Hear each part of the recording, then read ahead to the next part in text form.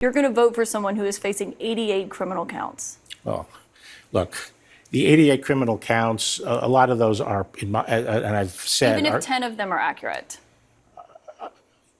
The answer to the question is yes. William Barr is the former Attorney General of the failed former President Donald Trump. And he accidentally admitted during a recent interview with CNN's Caitlin Collins that it was not the most uncommon occurrence in the White House for Trump to float the idea of having a political adversary or opponent, or just someone he didn't like, killed. Now, William Barr is going to contextualize this as, listen, Trump said a lot of things. He said a lot of things. That's all it is. But this is really wild. In a segment during which William Barr was trying to minimize the dangers of Trump, because remember, despite William Barr saying Trump is a danger to democracy and has no business being president, William Barr is also saying, I'm going to vote for Trump over Biden, because Biden somehow is even more dangerous. Although I invite you to point to the danger from Joe Biden. Very hard to look at this administration and say a lot of danger here. But regardless, in trying to minimize the danger of Trump, William Barr admitted that it actually wasn't that rare that Trump would offhandedly say, can we have this person killed? Can we have that person killed? Take a listen. I hear from a lot of Republicans who defend Trump saying, well, that's a hypothetical and that's ridiculous. But Alyssa Farah Griffin, who was Trump's communications director, posted yesterday and said that you were present at a moment when Trump suggested executing the person who leaked information that he went to the White House bunker when those George Floyd protests were happening outside the White House. Do you remember that? I remember him being very mad about that. I actually don't remember him saying executing, but I wouldn't dispute it. I mean, it doesn't sound... the president would lose his temper and say things like that. I doubt he would. So the president would lose his temper and say things like that. So the critical part... Now, Barr in a second is going to say, I doubt he would do it, and I'll back it up for us.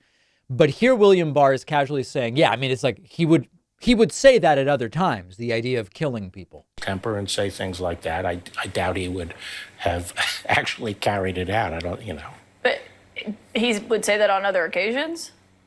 You said the president, the president had I think people sometimes took him too literally, and he would say things like similar to that in occasions to blow off steam. But I wouldn't take him literally every time he did it. Why not? Because at the end of the day, it wouldn't be carried out and you could talk sense. But just because it's not carried out and you could talk sense into him, doesn't that still mean that the threat is there? No. Understand that what William Barr is saying here is Trump would regularly talk about killing people and that he could be talked out of it. And he didn't really end up following through. Particularly terrifying given Trump's obsession with arguing that he should have complete and total immunity as president of the United States.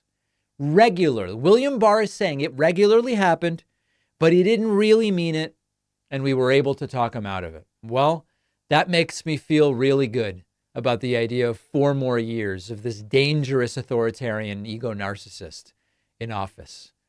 Bonus clip from this same interview, Caitlin Collins confirming, despite all of these things you've told us about Trump, tried to subvert the peaceful transfer of power, regularly talked about having political opponents or adversaries killed, despite the indictments, you're still voting for him. And William Barr says, yeah, I am. So just to be clear, you're voting for someone who you believe tried to subvert the peaceful transfer of power, that can't even achieve his own policies, that lied about the election even after his attorney general told him that the election wasn't stolen. And as the former chief law enforcement in this country, you're going to vote for someone who is facing 88 criminal counts. Well, look, the 88 criminal counts, a lot of those are, and I've said... Even if 10 of them are accurate. The answer to the question is yes. I'm supporting the Republican ticket. But can you say that you're voting for Donald Trump? Because you're not saying his name. You just say you're supporting the Republican ticket. I've said, as between Biden and Trump, I will vote for Trump because Barr does this thing that always, it doesn't creep me out, but it really, for me is a red flag. He often during interviews doesn't look at the interviewer. He kind of looks off into the middle distance. And as you see a lot of times during this interview, he's not really looking at the camera. He sometimes is, and he'll sometimes glance over at Caitlin Collins. But there's a lot of this just kind of looking into the middle distance. And it doesn't tell us anything one way or the other. But combined with the things that he's saying, this is a guy I wouldn't trust him as any further than I could throw him. Let me put it that way. And that's not a fat joke, by the way. It just might sound that way. Despite years now of telling us all of the existential risks that Trump represents to the country. He says Biden's worse and I'm going to support the Republican ticket, and it happens to be Trump. I would ask him, even though he vaguely, generically says, oh, the greatest danger is progressivism. What has Joe Biden done that's been so dangerous? Point specifically to the dangerous things Biden has done.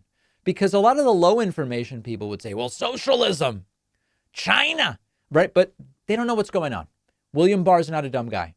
I would love for someone to press him and say, what are the dangerous things Biden's done that put him at the level of what you've identified Trump to be? Maybe Caitlin Collins during her next opportunity. Let's take a very quick break, hear from a sponsor or two, and then let's get to the Joe Biden-Howard Stern interview, which I don't think is getting the attention it deserves after this short break. We all know someone who's been the victim of identity theft or accidentally downloading a virus, and it costs time, money, maybe your personal files. And what I've used for years to keep my devices safe from malware is Malwarebytes. I've been using this for years and years before they ever became a sponsor. And it's because Malwarebytes is just the standard. It gets great scores from the independent cybersecurity labs. It's almost always the top choice from consumer tech publications. CNET, for example, just declared Malwarebytes the best malware removal service of 2024. Malwarebytes' expertise and dedication to cybersecurity excellence just sets them apart from the other antivirus companies. They catch all kinds of threats that antiviruses often don't. You get comprehensive real-time protection against a huge variety of online threats, and it will detect and remove existing malware already on your devices as well. And now you can get the Identity Theft Protection Bundle to protect your entire family's personal information with live monitoring, alerts, recovery assistance, and up to $1 million in identity theft insurance. Malwarebytes has a special deal only for the David Pakman Show. You can get any Malwarebytes subscription for 50% off. That's half off at malwarebytes.com/Pakman. That's malwarebytes.com/Pakman to get half off your subscription. The link is in the podcast notes.